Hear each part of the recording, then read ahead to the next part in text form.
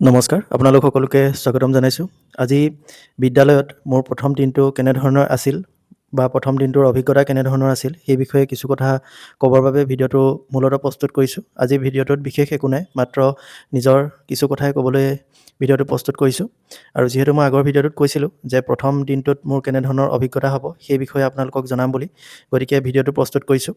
আৰু এইকেইদিন একো ভিডিঅ' দিব পৰা নাই আচলতে, আৰু ভিডিঅ' দিবৰ বাবে বিশেষ একো কণ্টেণ্টো নাই। আৰু মই নিজেও যিহেতু নতুন বিদ্যালয়, নতুন পৰিৱেশ, নতুন ঠাই, গতিকে নিজকে অলপ এডজাষ্ট কৰিব লগা হৈছে। গতিকে ভিডিঅ' বনাবৰ বাবে বা বিভিন্ন খবৰ খাতিসমূহ ৰাখিবৰ বাবে বা ইনফৰ্মেশ্যনসমূহ দিবৰ বাবেও মই বিশেষকৈ একো চাব পৰা নাই। সেইবাবে আপোনালোকলৈ একো ভিডিঅ' দিব পৰা নাই। আৰু ভাবিছোঁ এইকেইদিনত আপোনালোকক দিবলগীয়া একো ইনফৰ্মেশ্যন নাই, কাৰণ নতুনকৈ একো কথা ওলোৱা নাই। আমাৰ সকলোৱে বা প্ৰায় সংখ্যক ডিষ্ট্ৰিক্টৰে জইনিং হৈ গৈছে, আৰু যিসকলৰ হোৱা নাই তেখেতলোকৰো প্ৰচেছত আছে, হ'বই। মানে যথেষ্টখিনি কাম আগবাঢ়িছে। যেনেকৈ শিৱসাগৰৰ তেখেতলোকৰ গোটেইখিনিয়ে হৈ গ'ল, মাত্ৰ স্কুল জইনিং বাকী আছে।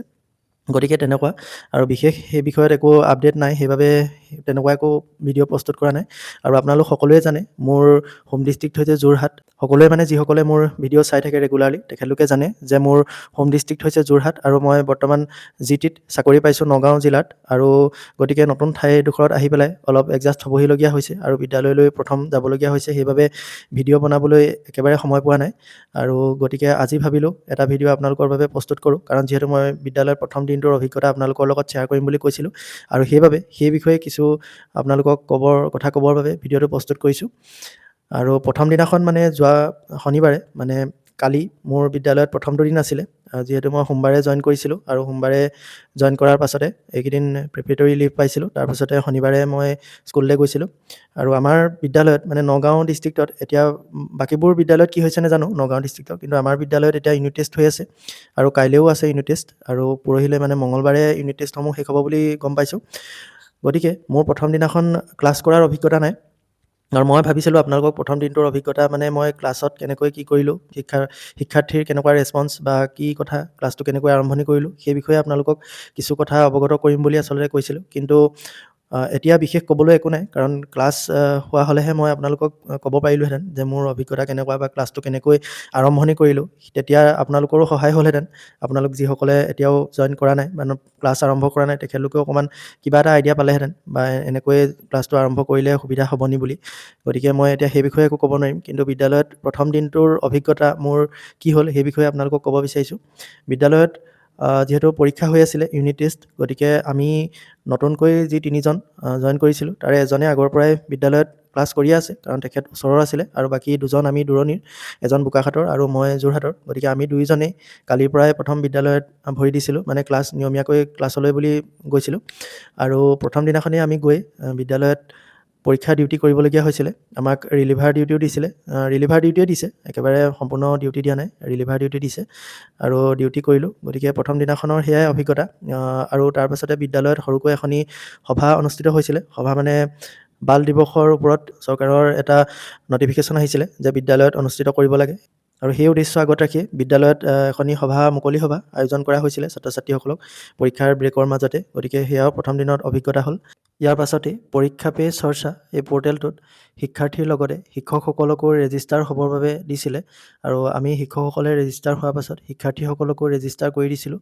আমি যিহেতু নতুন আছিলোঁ, গতিকে আমি সেই যিখিনি টেকনিকেল বা সেই ৰেজিষ্টাৰ কৰা সেই প্ৰক্ৰিয়াখিনি আমি ভালকৈ জানিছিলোঁ। গতিকে হেড ছাৰে শিক্ষাৰ্থীসকলৰ ৰেজিষ্টাৰ কৰিবৰ বাবে আমাকেই দায়িত্ব দিছিলে, আৰু শিক্ষাৰ্থীসকলে প্ৰত্যেকেই আহি পেলাই আমাৰ ওচৰতে ৰেজিষ্টাৰ কৰিছিলে। আমি নতুনকৈ যি তিনিজন গৈছিলোঁ, আমি সেই তিনিজনে তেওঁলোকৰ ষ্টুডেণ্টৰ সেই পৰীক্ষা পে চৰ্চা পৰ্টেলত আমি ষ্টুডেণ্টসকলক ৰেজিষ্টাৰ কৰি দিছিলোঁ।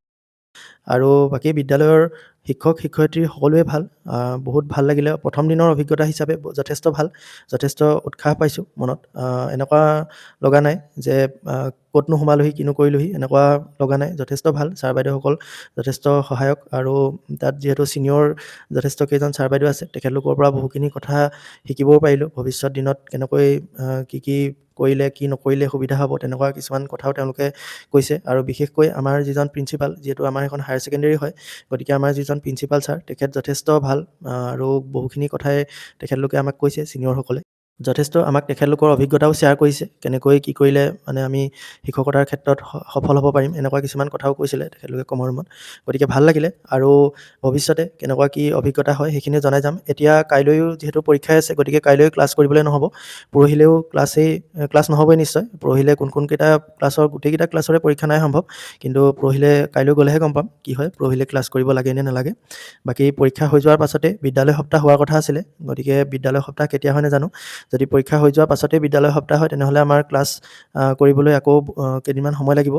তাৰ পাছৰ পৰাহে আমি নিয়মীয়াকৈ ক্লাছ আৰম্ভ কৰিব পাৰিম। আৰু এইটো ছেশ্যনত যিহেতু ক্লাছসমূহ আমি বিশেষকৈ কৰিবলৈ নাপামেই, কাৰণ এতিয়া যিহেতু আজিকালি ছেশ্যনটো এপ্ৰিলৰ পৰা মাৰ্চলৈকে, গতিকে মাৰ্চ মাহত পৰীক্ষা হয় আৰু এইবাৰ ইলেকশ্যন এপ্ৰিলত হোৱাৰ কথা আছে। গতিকে পৰীক্ষাসমূহ চাগে আৰু কিছু আগুৱাই আহিব। ইলেকশ্যনৰ একেবাৰে আগত পৰীক্ষা হ'বলৈ নাথাকে, গতিকে পৰীক্ষা কিছু আগুৱাব। গতিকে এতিয়া বাইদেউহঁতক সোধা মতে প্ৰায়বোৰ চেপ্টাৰ শেষেই হৈছে। এটা দুটামান চেপ্টাৰ কোনোবা ক্লাছৰ বাকী আছেগৈ, গতিকে সেইখিনিয়ে আমি পঢ়ুৱাব লাগিব এতিয়া নিশ্চয়।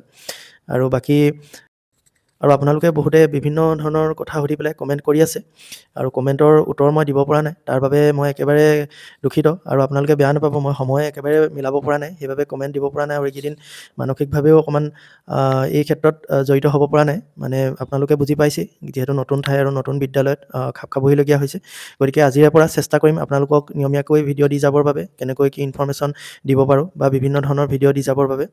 আৰু ভৱিষ্যতে এতিয়া যিহেতু টেটকাম ৰিক্ৰুইটমেণ্ট টেষ্ট হোৱাৰ কথা আছে, গতিকে টেটকাম ৰিক্ৰুইটমেণ্ট টেষ্টৰ প্ৰস্তুতিৰ লগত জড়িত বা চিটেটৰ লগত জড়িত বিভিন্ন ভিডিঅ' দি যাবলৈ চেষ্টা কৰিম। গতিকে সেই ভিডিঅ'সমূহ যিসকলে উপযোগী বুলি ভাবিব তেখেতলোকে চাব পাৰে। বাকী মোৰ যিসকল ভিউৱাৰ্ছ GTPGTৰ বৰ্তমান চাকৰি পাইছে, তেখেতলোকে তেনেকুৱা ধৰণৰ ভিডিঅ' দেখিলে স্কিপ কৰিব পাৰে, কাৰণ তেওঁলোকৰ কাৰণে সেইটো প্ৰয়োজনীয় নহ'ব।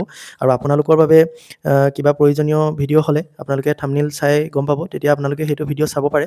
আৰু মই যিহেতু চিটেট আৰু আমাৰ টেটকাম ৰিক্ৰুইটমেণ্ট টেষ্টৰ বাবে সহায়ক হোৱাকৈ কিছু ভিডিঅ' প্ৰস্তুত কৰিম বুলি আগতে ভিডিঅ' বনাইছিলোঁ, আৰু সেই ভিডিঅ'টোতো যথেষ্ট কেইজন নতুনকৈ ছাবস্ক্ৰাইবাৰ মই পাইছিলোঁ। গতিকে তেখেতলোকৰ বাবে মই সেই ভিডিঅ' প্ৰস্তুত কৰিম বুলি ভাবিছোঁ। গতিকে যিসকলে থাম্বনেইল চাই পেলাই ভাবিব যে এইটো ভিডিঅ' আমাৰ বাবে প্ৰয়োজনীয় নহয়, তেনেহ'লে আপোনালোকে ভিডিঅ'টো নাচালেই হ'ল। বাকী যিসকলৰ বাবে প্ৰয়োজন তেখেতলোকে ভিডিঅ'টো চাব।